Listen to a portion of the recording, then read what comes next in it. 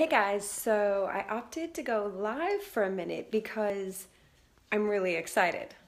I mean, while Facebook gets it together to build my audience and all that stuff, I'm beyond excited and thrilled. And so let me break it down. Here's where I am right now. I'm 7 days post explant, right? So my surgery to get my breast implants removed was last Thursday. Prior to that, I was working on a fitness certification that's like 8 weeks, 10 weeks. It's not a short thing. We're not talking about a day certification, right? The couple weeks, the 2 weeks leading up to my surgery, I had finished 4 modules, okay? When I would get to the final test of the modules, I would really struggle. I'd have to take them over and over and over again. I'd usually get them after like the 4th attempt or something. So that was 2 weeks leading up to Explant. I finished 4 modules. Today, just today, I finished 4 modules and got 100% on my midterm. Like, you guys don't understand like the depth of shock and excitement because I couldn't focus. I couldn't get anything done that required me to concentrate before getting my breast implants removed. I would literally read the same question over and over and I couldn't wrap my head around it. I would confuse myself. I would get frustrated and upset, and now I just passed my 50 question midterm of all 8 modules with 100%. Like, this is the best day of my life.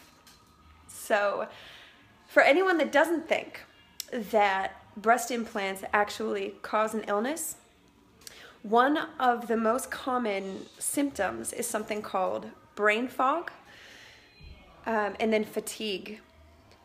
I was suffering from those a lot. I don't know why it happens, Tiffany. Because it's all kind of a guess, right? We're doing it based off of a lot of speculation and just the fact that some symptoms are on all of the women's medical lists. All of us have gone to the doctor complaining about it.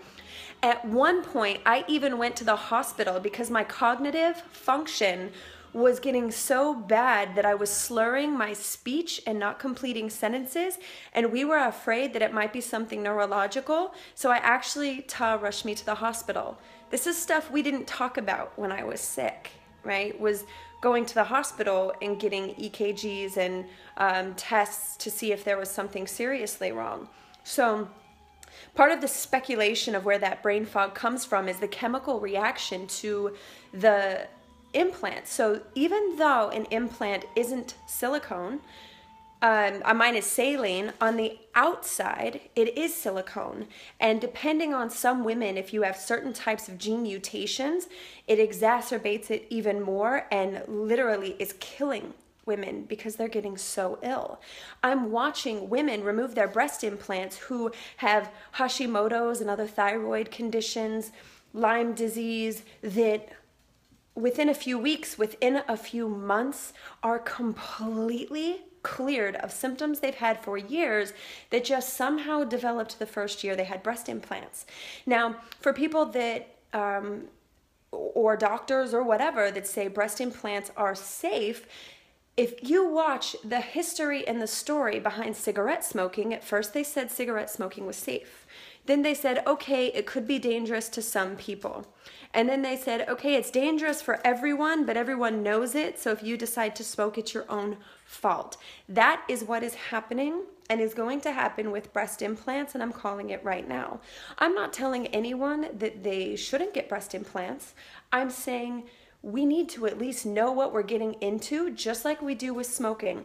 If you only studied a smoker from the time they started smoking for 10 years, which is how long the studies are for breast implants, it would not show cancer.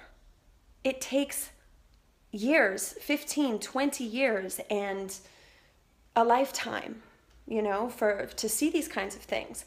So there are not many studies, but they're starting to do studies based on silicone toxicity and a syndrome called ASIA, ASIA, that you can Google and check out. And let's think about it, y'all. We don't drink out of, or we're told not to drink out of plastic bottles because of the BPA, or if the water bottle has been out in the sun. And yet we're placing a chemical bag that is 40 plus or almost 40 chemicals comprised of the bag and putting it directly into our body, where our body does break it down, and it's proven that it starts to break it down. And every time they put out an implant that they say is safe, ends up not being safe. It's just there's not enough study to prove that it isn't safe. And for a lot of things with the FDA, they don't have to prove that it is safe. They just have to prove that. That's when it gets tricky. We'll get into the FDA thing. That's a whole other conversation if I get into it now. But I just wanted to share with you guys, regardless, I'm 7 days out. I feel amazing. If it wasn't for the soreness, I would start working out tomorrow. I'm so excited about life. I finished the 4 modules of this certification for fitness I'm working on. I finished in 1 day what I couldn't do in 2 weeks before, and I got 100% on this midterm, and I'm so elated that I can't even cry because I'm so excited that I just can't. So if you already have implants and something doesn't feel right and you're ill, hit me up. I'll give you resources. There's websites. There's the TITS committee. Yes, that's really what it's called. We can at least guide you towards figuring out what might really be going on. That's the truth of the matter. So you aren't alone. And if you've been in and out of the doctor and you can't figure out what's going on, talk to me.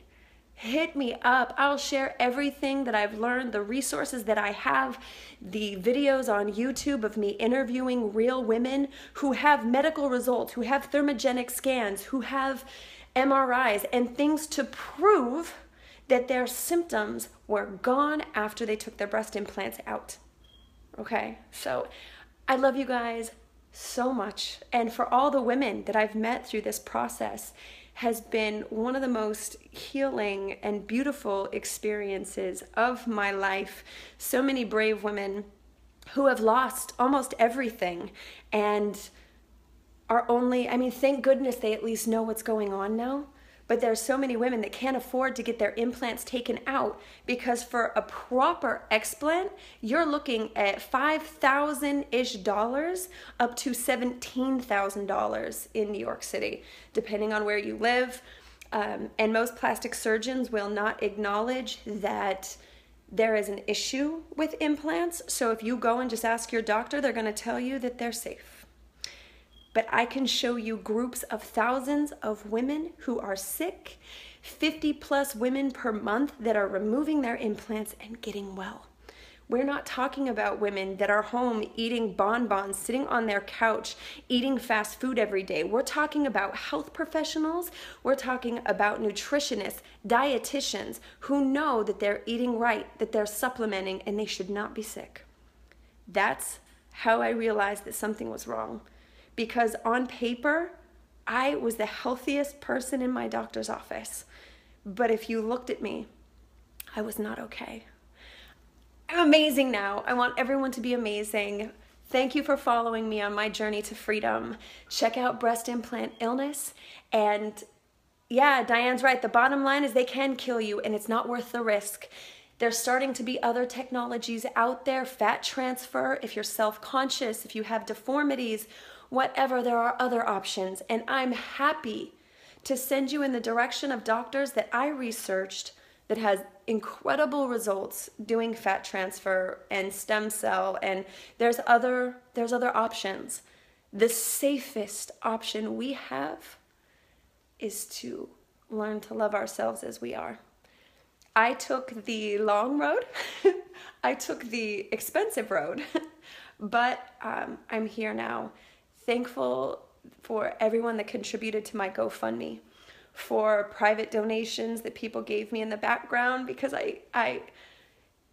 I couldn't have done it without you.